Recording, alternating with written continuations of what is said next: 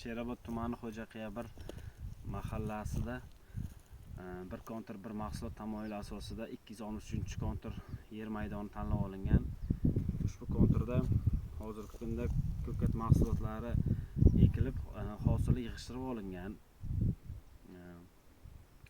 263-kontur 10 ta lotga bo'linib, 10 ta fuqaro 1 gektar yerda 30 yilga ijara shartnoma asosida auksiondan yutib olib, ko'kat mahsulotlarini yetishtirib, hosilini yig'ib olib, o'rtacha 120-130 million daromad ko'rdi. Ikkinchi ekin ekish jarayoniga yerni tayyorlamoqda.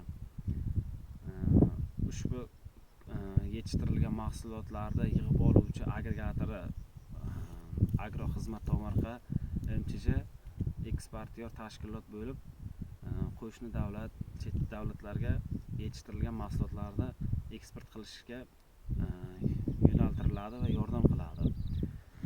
Hozirgi kunda ahvoli dala konturimizda yer maydoni shu holatda.